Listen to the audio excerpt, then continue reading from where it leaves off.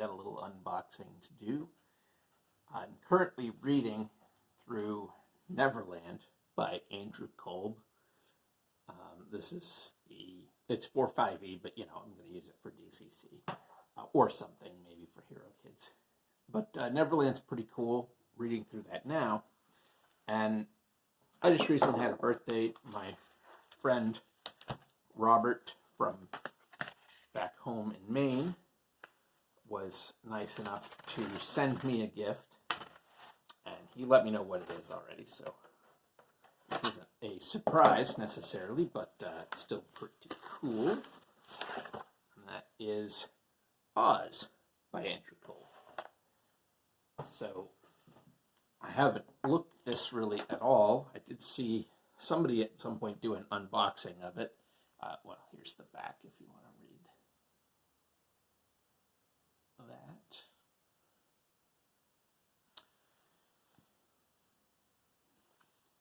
And, it's a nice map on the inside cover, I believe. Yes, there's another map on the inside back cover. So, I have read first maybe 2 books in the Oz series. There's a lot of books.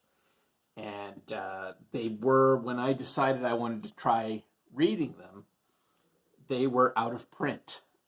It was one of those times, this was before ebooks, not that I'm particularly a fan of ebooks. And actually, I think it was really before the internet was much of a thing. I just kind of assumed books like this always stayed in print, and then it turned out that was not the case. And so I tried to get them, and I was unable. And then eventually I found Borders, when they still exist. They were doing leather-bound books, and they put out a series, 3-volume series, that I believe was all of the original L. Frank Baum books. I don't believe it was...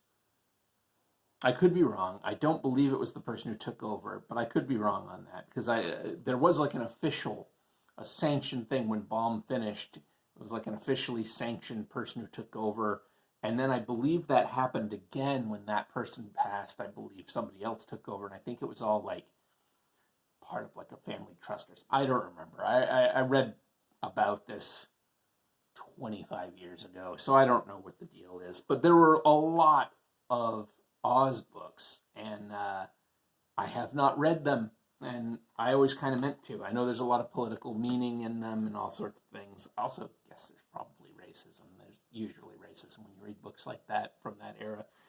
But anyhow, this is what's going on. Oh, cool. We have like what's going on with the various people, like Ozma, Glenda, Tick-Tock, Dorothy and Toto, factions like the Wheelers. Oh my gosh, Return to Oz, that movie is, I'm not the first person to mention that movie is nightmare fuel. Let's see, what else do we have here? So yeah, a lot of factions, timeline of Oz, long ago, some time ago, more recently, and meanwhile, nice. Themes, content and safe play, okay, cool. How it works. It's a point crawl as opposed to a hex crawl. I believe that's the case. Relics. So we have just a lot of like basic information. I do like Kolb's artwork. I'm assuming this is art by Andrew Kolb as well. I believe that was the case with Neverland. RPG developers, editors. Yeah. So here's some of the. Well, all right. Let's try that again. Here's the credits.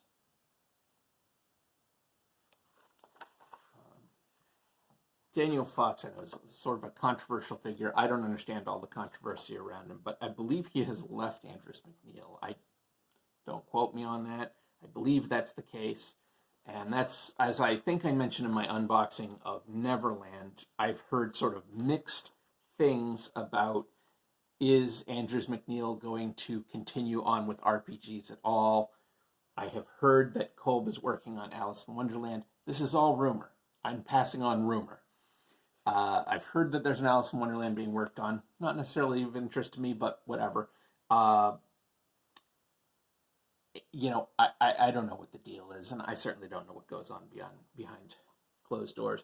So, The Wondrous Land of Oz, what I find really sort of fascinating about this is this kind of like Art Deco vibe that is given to Oz.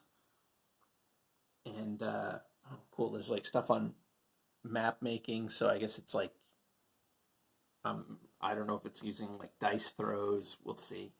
Um, but how to build your own little like, city blocks. This looks like maybe downtime stuff. Oh, there we go. The cast. So set up like with Neverland with its critters and various people and stuff. There's sections with the stat blocks, which I mean, I don't care about the stat blocks. They're easy to transfer over to like DCC or what have you.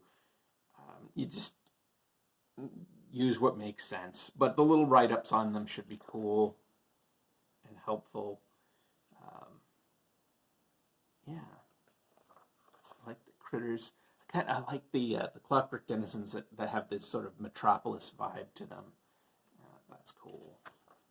And that's sort of what I got from the images I saw of Oz, is that it does have this sort of 20s, again, Art Deco, a little maybe Art Nouveau vibe that like you have with Metropolis, which I think is great. I think could be lots of fun. Oh, that's cool. There's like a gargoyle sign language. Interesting. This is really just a very cool looking book. Jack Pumpkinhead. Yeah. I like I like the look and the style. Flip through a little bit here. So we have a lot of people and critters. That's cool. A lot to draw on there. Ooh, living utensils. Gross. That's weird. Tin Woodsman. Watch folk. Nice, nice, nice. Winged monkeys, because you got to have those. Oh, man, the wheelers. So weird. Now that's what I remember with when I did read The Wizard of Oz. I remember it just being extremely like dark and strange, in a way that my only experience at that time was the movie, which I've gone back and I go back and forth with the 1939 Wizard of Oz film. I loved it as a little kid. I watched it again in my 20s, and that's not one of those things where it's like, oh, I'm older and now I'm jaded and I don't like kid stuff. I still enjoy, I'm much older than my 20s. I still enjoy some children's films if they're like well written and everything like that. But stuff about The Wizard of Oz really bothered me on my rewatch. I guess I was actually in my early 30s when I rewatched it and just really wasn't into it. And then I rewatched it again a couple of years ago, or maybe even last year with my wife, and enjoyed it a lot more. I think I've come to respect some of the actors involved with it more than I did, and there's certainly artistry in there that is impressive. So, I've grown to like the film more than I used to. Quick area reference is always good. We have quite a bit of area to worry about here with the city. Again, I think the point crawl aspect of it is neat, and I like the urban side of things. I am not one of those people who believes that you should take any given system and just beat on it until it shapes itself into the setting or the style of game that you want to play. So I don't know, because of this diesel punk, Art Deco, semi-modernist 1920s-y vibe to this. I don't know if I will use this for Dungeon Crawl Classics, because I don't know if that's appropriate. I don't know if bringing my characters into the setting would be appropriate for it. I don't know. And not every setting is appropriate for every game system, so I might use something totally different if I decided to just run this straight. I might still stick with the idea that I originally had of using DCC if I were only going to bring people into this world briefly. I don't know. But there might be a better game mechanic to use that just simply fits better with it. There's just a lot to this. It looks like a pretty rich, strange urban setting. And I've said in previous videos, there's just like all kinds of stuff on all these different areas with charts on all this. But as I've said in previous videos, that I dig urban adventures a lot. When I started running games back in the 80s, I used the city-state of the Invincible Overlord as the setting. Certainly I used the map for it. I didn't use as much of the actual content, but I used the maps for it to have this big, sprawling urban setting, and I loved it, and I kind of want to return to those roots. So, resources. Oh, here we have, like, the relics of Oz and magic item type things. Maps of some locations. Parade. Oh, it's like a parade route. That's cool. Yeah, so again, as I've mentioned, I think that the style, the look of it is very cool. I think a lot of these, there's a lot of charts for building out encounters. And that's what I'm reading. Magical occurrences, that's cool. Occurrences, I can't use my words. As I'm reading through Neverland, I found in the back, I've sort of skipped forward and looked a little bit. In the back, there's a lot of charts that I feel like could be useful for spawning ideas. A rumor table, I love rumor tables. But for spawning ideas in adventure design, even if I'm not necessarily using Neverland, there are things that I can pick out and use for a game that I think will help to add richness.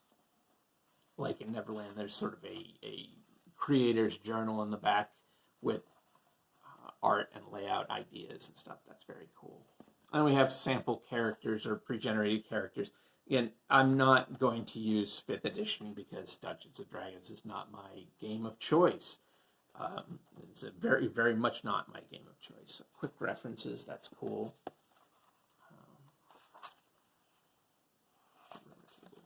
Names. I like that there's names, suggestions for specific types of characters. That's very cool. Oh, these pages are actually like set up like you could they're punched, perforated, like you could remove them. Now I'm not going to remove them, obviously. But, fold out map in the back. That's cool. Oops. There we go. That's cool. So yeah, this is Oz. This looks really good, and I'm definitely looking forward to giving it a read.